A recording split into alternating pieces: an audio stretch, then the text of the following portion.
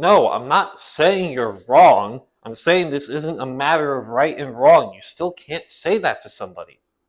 Oh, hi. Do you think that your favorite game developer cares about the community? Do you think they listen when they update the game? That they're trying to add features to make the game more fun or truly give the community what they want?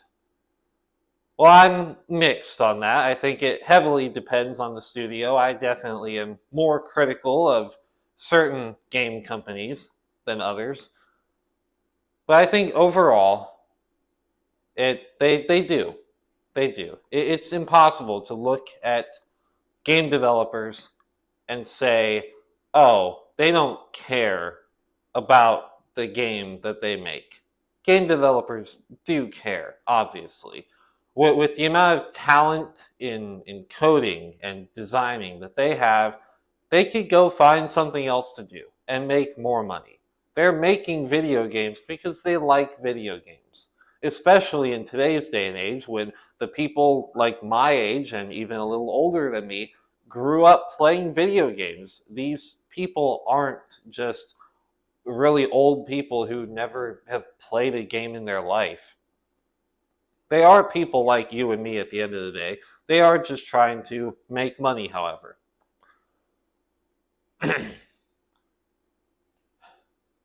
How do you feel when your favorite video game receives an update and it maybe didn't quite hit the mark?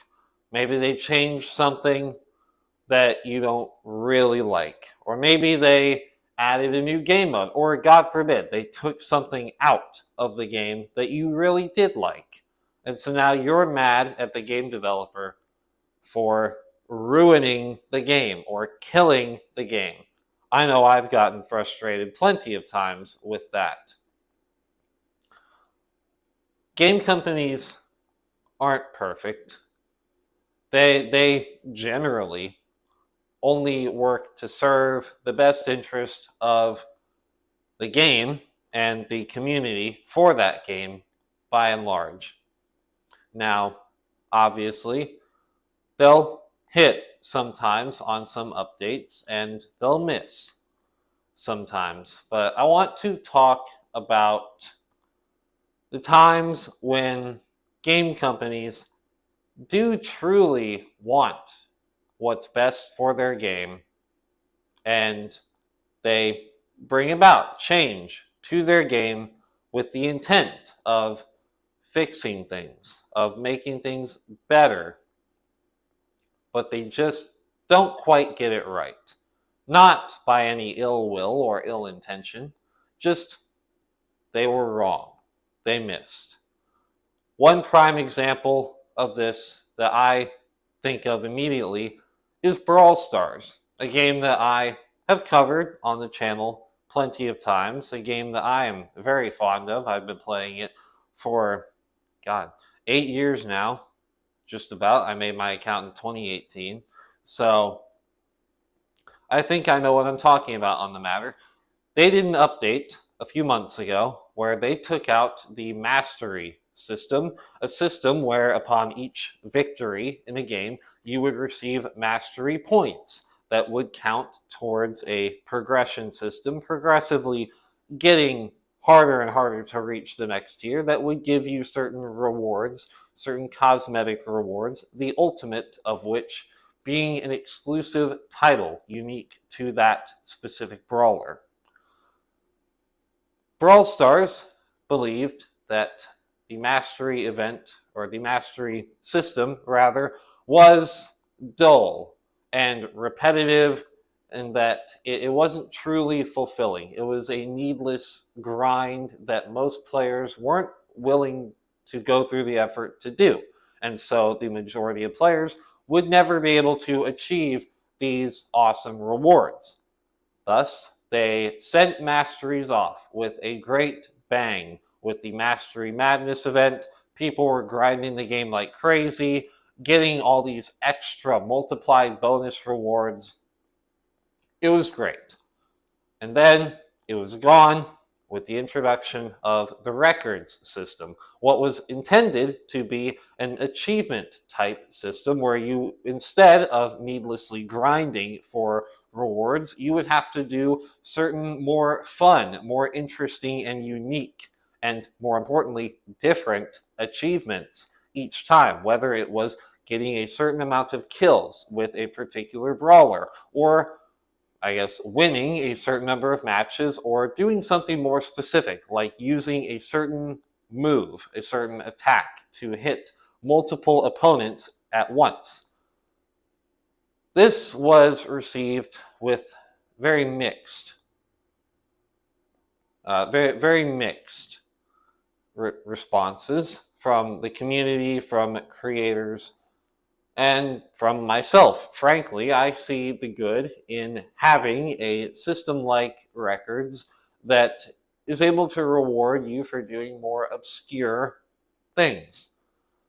However, they did not take out the needless grind of it, in that the way that you still achieve these certain cosmetic items, such as the titles, is still locked behind winning a certain number of matches with that particular brawler. It's not very interesting, it's very repetitive, and very grindy. And I have not achieved a single title through records because it's boring. It's dumb. And it didn't convert over well. They tried to have a conversion where your amount of mastery points on a brawler would convert to the number of wins towards that ultimate 300 win mark where you get the title, but I don't think they converted it very well. Anyway, now they are going back in the next update, and they're going to revert more to a type of mastery system, instead based solely on your trophy count. And that is how you earn these certain cosmetic items, which I think is a much better, much simpler system that is a lot easier to follow and a lot easier to root for, frankly, as a player.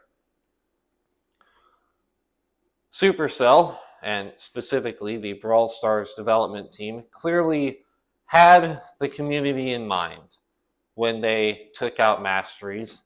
They saw something that the majority of the player base was not accessing and was not taking advantage of, because it seemed too much of a time sink for the casual player. They were alienating, in a way, the majority of their audience, and they didn't want to do that. And so they took out the old system, which I'll agree, the mastery system was very flawed. It was very repetitive. But instead, they didn't truly replace it with something a whole lot better. I do like the records that are not based off of a certain number of wins with a certain brawler. I think the records system does open up more possibilities for extra different challenges. And I love that. I love that. And I think that that's what they're keeping the record system to with this next update, which I'm all in favor of. I'm truly hoping that with this next update, they are rectifying their mistakes with the record system and making it a lot more interesting and limiting it to what it should have been all along, and not adding in this extra grindy stuff that makes it just seem like masteries all over again, but worse. That is one example of a game development team trying to listen to their community, but maybe missing the mark. However, within the very same parent company, I believe we find an example of a game development team not listening to the community and simply adding in an update that only serves their own best interest and, more specifically, their own wallets. Clash Royale, obviously controversially, introduced level 16 for all the cards in the game a little while ago, and this was received with a universal boo. It was seen as an unnecessary cash grab that simply imbalanced the game once again.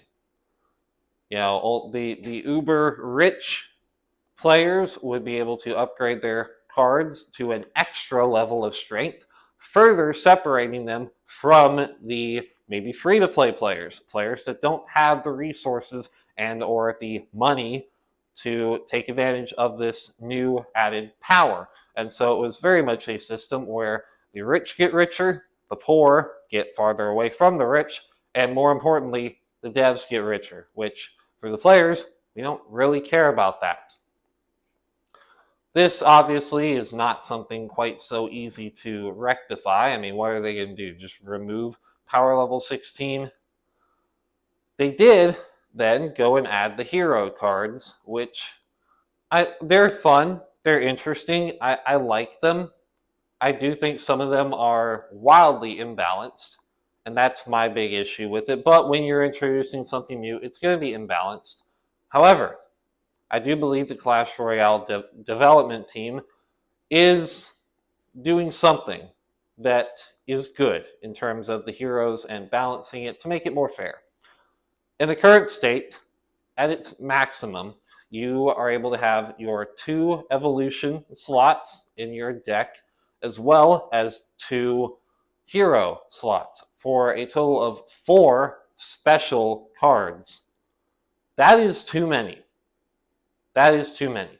I think we can all agree.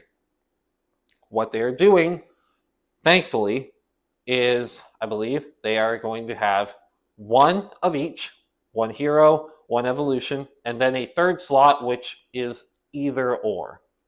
You can either have a 2nd evolution or a 2nd hero. That is a good solution. I will applaud, a very small applause, to the Clash Royale dev team for doing something seemingly right, seemingly good for the good of the game. So, however, we need to talk about EA because it is impossible to talk about corporate greed and companies in game development only serving their own pocketbooks without talking about EA. A few years ago, back in Madden 18, 19, wow, that's like 7, 8 years ago, wow.